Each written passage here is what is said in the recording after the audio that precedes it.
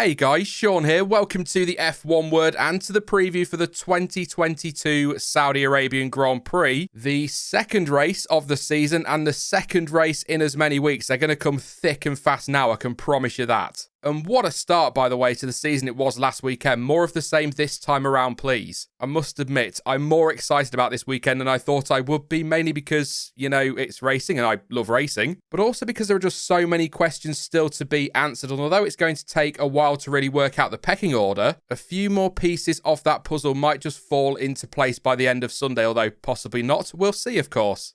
Anyway, let's kick things off then with the usual round of track stats and all the good stuff that follows. So last time out, F1 was in Bahrain for the opening round of the season, where Ferrari, of course, took their first 1-2 finish since Singapore 2019. Don't know if that had been mentioned in commentary at all. But now it is on to the Jeddah Corniche circuit for the second time in less than 4 months. Now, there have been some tweaks to the circuit for this year, although the layout stays largely the same. So a lap of the circuit is still 6.174 kilometers long, or 3.836 miles if you prefer, with a total of a lot of corners, 27 in fact. And on Sunday, the race will run for 50 laps, all being well. Once again, there will be 3 DRS zones this year, with the first running between turns 19 and 22, the second between turns 24 and 27, and the third, surprise, surprise, will run down the start-finish straight. The race lap record is held by Lewis Hamilton, who posted a 1:30.734 last season, a race, of course, he went on to win, with Max Verstappen second and teammate Valtteri Bottas in third.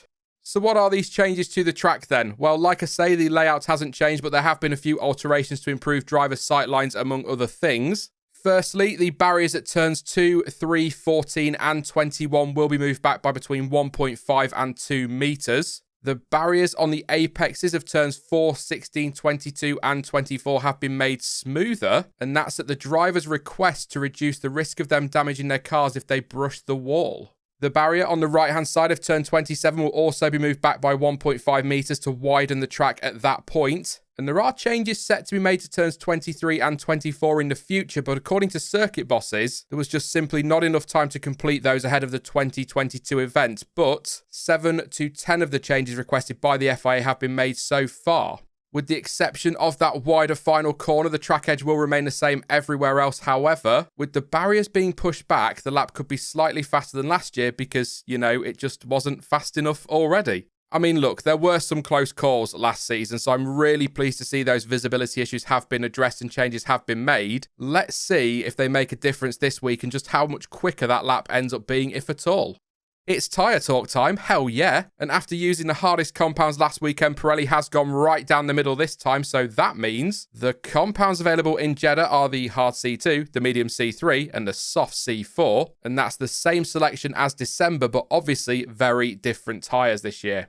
The track surface was only laid in 2021, so there is some good grip and abrasion is not especially high, and the stress put on the tyres is expected to be average, so Pirelli has described the likely wear and degradation as moderate. So what does that all mean for strategy then? Well, last year we saw 2 red flags, several safety cars and virtual safety cars. It was all very stop-start, wasn't it? So we don't really have any reliable information on which strategy was the right way to go, as drivers were able to make changes to their tyres during red flag periods, of course. But to be honest, I would expect to see something similar to Bahrain. It's a little bit smoother in Jeddah, but I still think we'll see at least 2 stops and maybe a third will be thrown in there if we get a sudden safety car, which is something that seems highly likely based on last year's chaos. But yeah, I would say at least a 2-stop race on Sunday.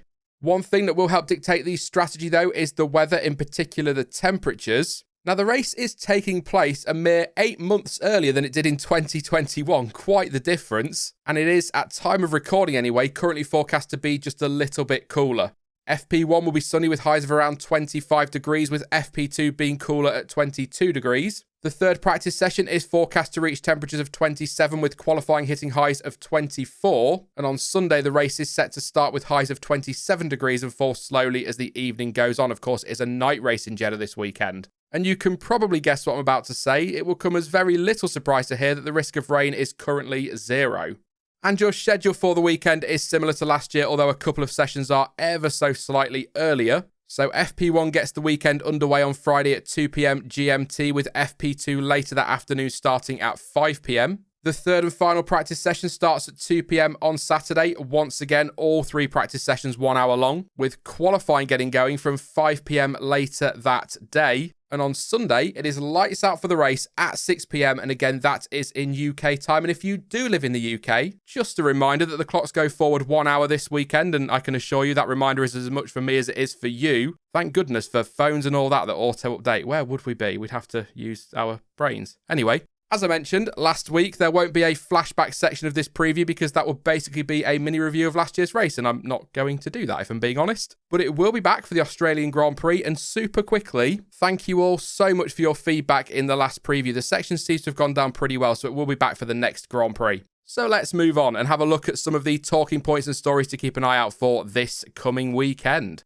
Sebastian Vettel missed the opening round of the 2022 season after testing positive for COVID-19. His place was taken, as I'm sure you remember, by Nico Hülkenberg, who, all things considered, did all right, I think, out-qualifying his teammate Lance Stroll on Saturday, which was properly good given he hadn't driven that car aside from practice, although he did end the race last out of those who made it to the checkered flag. Still, not a bad showing overall, and that car is not great either. But will Vettel be back in Saudi Arabia? Well, at time of recording, we don't know. And I should explain that it's my birthday when this goes out, another year older, but certainly no wiser. So I'm busy for the day and had to get this preview recorded and edited in advance. So again, at time of recording, the official line from Aston is that Vettel, who took part in the debrief after Bahrain, is sounding less rough, and they hope he will be back soon, with Hülkenberg adding when asked that he doesn't know if he will be racing yet, but will be on standby and will find out by Thursday or, obviously Friday. Seb would, of course, have to return a negative test before he would be allowed to return to the cockpit this weekend. And if there has been any news between now and this video going out, I will either pop something on screen now or post a link to an article with the news in the description down below and pinned in the comment section. And if he's not back this weekend, hopefully he should be back in time for Australia. Ferrari left Bahrain with maximum points on the board and looked to be very strong, as does Red Bull in terms of pace at least. But the double DNF in Sakir left Red Bull pointless, and it will be interesting to see if they've been able to solve the issues both cars suffered. But what caused Verstappen and Perez to retire? Well, as you can imagine, the team is keeping very quiet whilst a full investigation is carried out. It was initially thought that the issue could have been triggered by the fuel pump, something backed up by Helmut Marko, whereas Christian Horner was clear following the weekend that the cause of the problems had not been pinpointed yet. However, Motorsport.com understands that none of the standard supplied pumps used across the two Red Bulls were the cause of the retirements, and so if that is the case, the issue is going to be from somewhere else on the cars. Yes, that's an obvious statement, I know. And hopefully we'll hear more as we get closer to the weekend. To be honest though, given the great battle we saw on Sunday, I really hope Red Bull can fix that, because I want to see more of Verstappen versus Leclerc and Sainz versus Perez and everything in between. Oh, and just on Ferrari, by the way, it has been suggested by some reports that the team was running its power unit in a more conservative mode in Bahrain, and it will slowly be ramped up as we make it through the coming races. Just something worth a mention. Elsewhere, McLaren had a miserable opening race of the season, with both drivers struggling to even challenge for points. We know that team has been struggling with brake cooling, and an interim solution was on the cars last weekend. And James Key explained that despite the ducts passing all criteria for cooling, they simply didn't work, adding that they soon realised a certain condition shown by the Bahrain circuit meant it, quote, sort of switched off basically internally.